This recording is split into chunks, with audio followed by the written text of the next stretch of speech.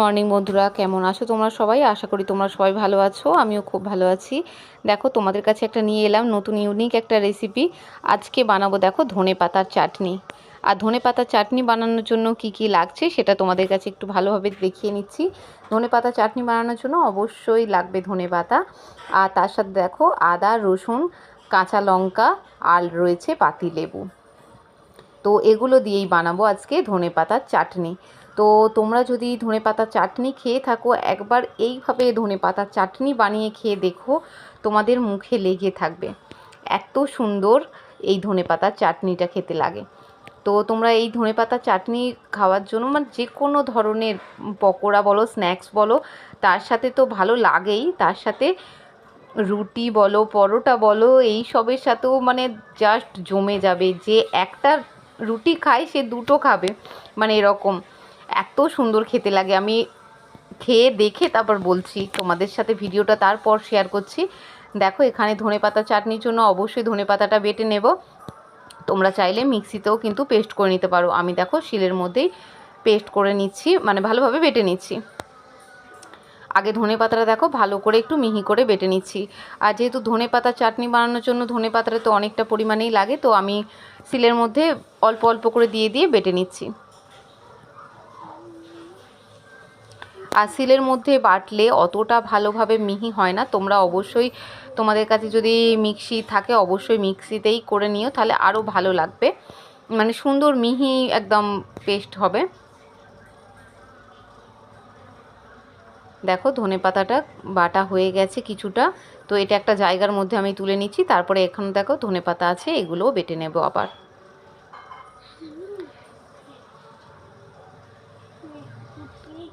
আর অবশ্যই তোমরা ট্রাই করো। ট্রাই না করলে তোমরা বুঝতে পারবে না যে এতটা সুন্দর লাগে এই ধনেপাতার চাটনি। এই যে দেখো আবারও ধনেপাতাগুলো বেটে নিচ্ছি।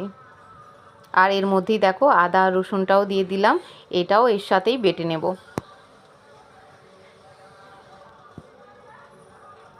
ভালোভাবে মিহি করে একটু বেটে নিচ্ছি। আর এর মধ্যেই দেখো এবার দিয়ে দিলাম কাঁচা লঙ্কা, আর কাঁচা লঙ্কার সাথে আরও কিছু দেব।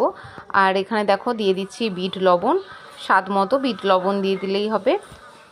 আর তার সাথে দেব চিনি।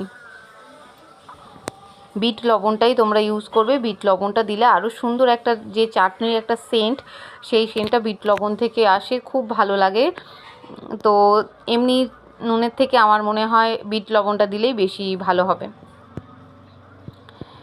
তো এখানে দেখো চিনিটাও দিয়ে দিলাম। একটু চিনিটা একটু অনেকটাই দিচ্ছি, কারণ কাঁচা লঙ্কাগুলো ঝাল আছে। তো একটু টক টক ঝাল ঝাল মিষ্টি মিষ্টি হলেই তবেই তো চাটনির মজা না, সেই কারণে দেখো লঙ্কাও দিয়েছি অনেকটা পরিমাণে, আর চিনিও দিয়েছি, তবেই তো টক টক ঝাল ঝাল লাগবে। টকটা আসবে লেবু দিয়ে। লেবুটা দেখো অনেকটাই লেবু নিয়েছি, প্রায় অর্ধেকটা লেবু আছে, অর্ধেক হবে পাতিলেবুটা। দেখো ভালোভাবে বেটে নিচ্ছি। এর জন্য এই চাটনিটা বানানোর জন্য কোনো রকম কড়া, গ্যাস বা কিচ্ছু লাগবে না, মানে গ্যাসও বেঁচে যাবে। এখন যেহেতু গ্যাসের খুব সমস্যা, সেই কারণে আর একটা ভালো টিপস, মানে কোনো রকম মানে আগুনের প্রয়োজনই নেই। এতেই কিন্তু তোমরা ফ্রিজে অনেক দিন রেখে দিতে পারবে, রেখে তোমরা খেতে পারবে যখন ইচ্ছা যাবে। যখন কোনো কিছু পকোড়া টাইপস কিছু বানাবে তখন তো জাস্ট কি বলবো, পকোড়ার সাথে তো জমে একদম ক্ষীর যাকে বলে। দেখো আমার বাটনা করা হয়ে গেছে, এবার এগুলো সব তুলে নেবো জায়গাটার মধ্যে। এই যে দেখো জায়গার মধ্যে একটা নিয়ে নিয়েছি, একটা জায়গায় যেটার মধ্যে ফ্রিজে রাখবো সেই জায়গাতেই সব তুলে নিয়েছি। আর দেখো এখানে দিয়ে দিচ্ছি সরিষের তেল। আর তারপর দেখো এই যে পাতিলেবুটা, অর্ধেক পাতিলেবু আছে, পাতিলেবুটা দেখো ভালোভাবে রসটা বের করে নিচ্ছি। আর অবশ্যই দানাগুলো একটু ফেলে দেবে। তো একবার তোমরা এইভাবে ট্রাই করে দেখো, আশা করি তোমাদেরও খুব ভালো লাগবে, অবশ্যই ভালো লাগবে। দেখো এবার পাতিলেবুটা নিচুড়ে দিলাম, দিয়ে এবার এটা চামচের সাহায্যে মিক্স করে নেব। মিক্স করে আমি ফ্রিজের মধ্যে রেখে দেব। যেহেতু তেল দেওয়া আছে, তেলটা একটু ভালোভাবে একটু মিক্স করে নেবে। আর তোমরা যে কোনো কিছুর সাথে খেয়ে দেখো, আমি মানে কি বলবো, আমি খেয়ে দেখেই বলছি, অবশ্যই তোমাদের ভালো লাগবে, অবশ্যই ট্রাই করো।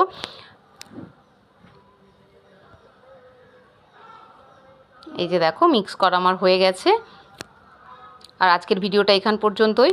আশা করি তোমাদের ভিডিওটা ভালো লাগলো। ভালো লাগলে একটা লাইক করে দিও আর একটা হেব্বি দেখে কমেন্ট করো। এই যে দেখো কত সুন্দর লাগছে এই চাটনিটা, দেখতেও যত সুন্দর, খেতেও অসাধারণ।